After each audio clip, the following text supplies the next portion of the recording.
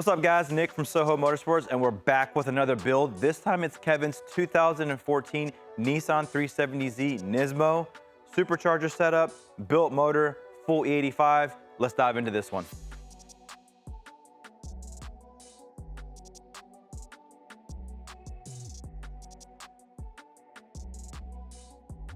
All my Nissan guys know that this is a unicorn of a car, a white 2014 Nissan 370Z Nismo. And this car, we all know that we have an affection for white Nismos. Our drag car is a white Nismo. That's what helped us get started into getting into the 370Z community, was the white Nismo. So this one has a very special place in my heart just because of the color and everything.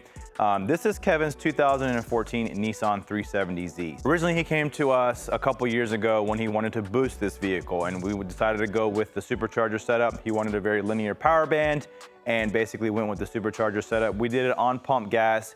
He was around the 580, 600 wheel mark, drove it for a couple of years. Motor had a failure on the stock motor, and here we are now with the built motor. So let's talk about what went into this build, what we upgraded from the initial visit, and what we ended up with as far as power on this setup here. So it does have our Soho V2 air-to-air, and as you can tell, it does have it when we used to offer the Soho manifold. He's got the manifold in red. It's a beautiful combination in the engine bay. We are bringing that manifold back this year, so guys that want that manifold, stay tuned. We should have news here in the coming weeks as to when we are going to release this manifold to the masses again, because it is a good looking manifold. It just makes everything look so nice in the engine bay. So Soho V2 air-to-air, the air-to-air system or the supercharged system does come with the SI blower. So it is one of the top blowers in that lineup. You could upgrade to a TI, which is the next level above that. However, our kit does come with the SI blower. We've had great results with that setup, and he is still on the back serpentine belt. That's how old this kit is, to kind of give you an idea. The stock motor did fail, and so here we are now with the long block stage 1. Nothing crazy with that. It's going to be built bottom end, upgraded top end in the heads, and then obviously the timing components and everything are going to be brand new. So let's talk about exactly what other components we upgraded on this particular build. Now, before, he was on 1050cc injectors and the 340 liter per hour fuel pump, which is going to be our basic setup that does come with our supercharger setup. When going to E85, you will have to upgrade the fueling system, just because it's 33% more fuel that is needed to basically maintain the same air-fuel ratio as pump gas. So we upgraded the injectors from the 1050cc injectors to the 1300cc injectors. We also converted everything over to the CJM fuel return system, and also installed CJM's twin pump assembly with dual 450 fuel pumps. Now, you may ask, why do I need to do the dual fuel pump assembly on this vehicle when I see some other cars that are making 650 wheel and they don't require it? So let's dive into what it takes for a supercharger to make power. So for every pound of boost, the supercharger is going to ask 10 horsepower from the motor. So if we put this in layman's terms, if you're running 15 pounds, it's going to ask for 150 horsepower from the engine to turn that supercharger to basically make that additional 15 PSI of boost on this vehicle. So when you're comparing supercharger numbers and turbocharger numbers to the motor, supercharger numbers are always going to be higher because of the loss that you have from the engine having to basically provide additional horsepower to spin the supercharger to make that boost. Hence why you're always going to be required to have more fuel or need more fuel in a supercharger vehicle.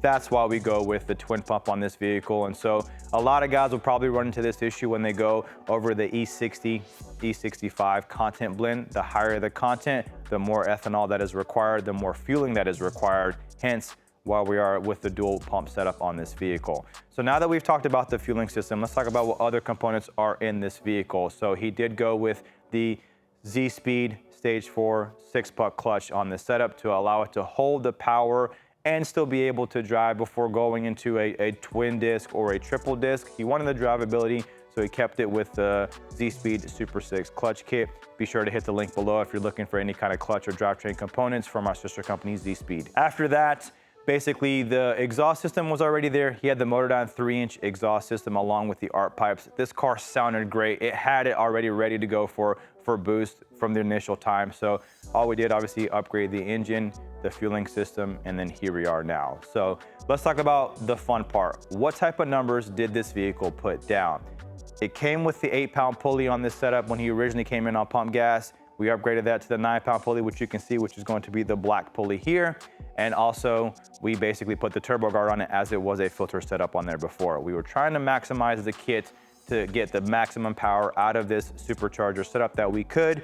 And so basically, this is what we did here in regards to that. So let's talk about what kind of power this vehicle put down. Now, it is on flex fuel. So we did incorporate the Specialty Z flex fuel kit. So we were able to do a pump gas map and also the E85 map that we're basically gonna have 2 maps on this vehicle. He's gonna be able to switch it via the steering wheel controls. And so also the Ecutech app if he wants to switch the mapping through there as well too. So he has 2 options in regards to how he wants to switch the maps on that. Let's talk about what kind of power this vehicle put down.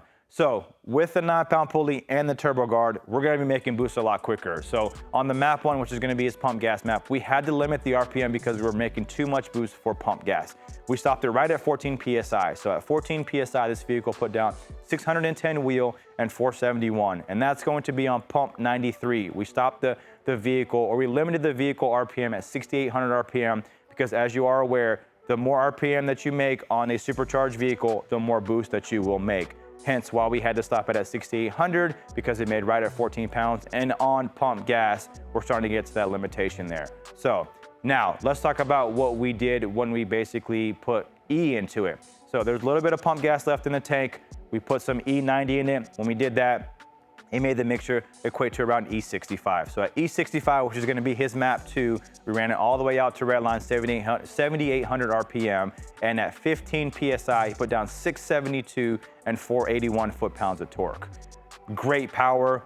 I mean, this car is going to rip. It's going to be very, very fast just because supercharged cars, built motors, they're always gonna make good power and it's a linear power band. So it's just gonna keep pulling and pulling and pulling as you go up through the RPM band. So this was a very, very fun car. You can also see here, we also incorporated a custom catch can setup on this vehicle. Anytime you want to go boost, you want to try to have some kind of catch can in the system because you're pressurizing the engine at that point. So you want to try to get some of that pressure out via a catch can. As you can see here, we have a catch can set up here. So anytime that you go boost, you want to make sure that you have some kind of catch can and you're not still running on the stock PCV system. If you are running on a stock PCV system, you're just adding additional pressure inside that motor. Please incorporate a catch can into your build when you are doing that. We offer catch can combos. We did a custom catch can combo on this one as he wanted to retain the coolant reservoir, the stock OEM coolant reservoir on this vehicle. So panning over the entire engine bay, this vehicle came out really, really nice. I enjoy looking at this vehicle just because it's a one-off build, the red manifold, the polished piping, V1 14 Nismo in white. I mean, this vehicle is also lowered on BC coilovers, so it has a little bit of a drop to it. However, it looks really, really good. Let's go for a ride with Justin and see what he thinks. We all know he's a supercharged guy, so let's see what he thinks about this vehicle. All right, so we are in Kevin's 2014 370Z V1 white, basically a unicorn, right? Yes, very low mile, stage 1 engine, supercharger kit, manual, fully upgraded suspension, brakes all the way around.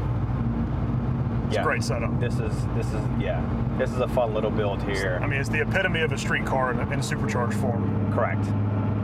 This thing put down 672 wheel at just over 15 pounds on E70. So a fun little car, something you can daily it, you can enjoy it. So we'll find out here real soon how fast this car really is. I'll tell you before we do a pull in it, I took it out a little bit earlier to get a couple of rips just for media and to get some miles on it. And, you know, we were kind of playing with traction control and trying to get the car to spin. And anybody who calls me and asks, like, hey, I like 888Rs, but I don't like the noise.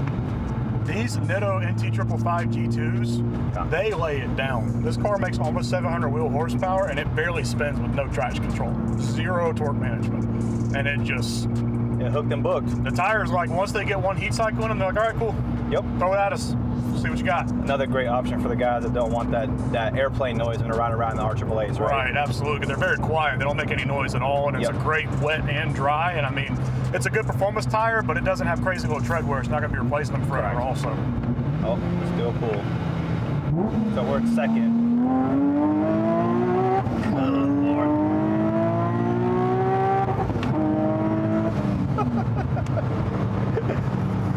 This car is quick. Good Lord. It wraps them gears out fast. Oh yeah. Yeah, wow. This car is really fast. Got a little bit of feedback from the radio. A little bit, yeah. No, this is, yeah, he'll definitely enjoy this car. Wow. It definitely wound the speedo out very quickly. Yeah, it will. And it really does hook, like your second gear again.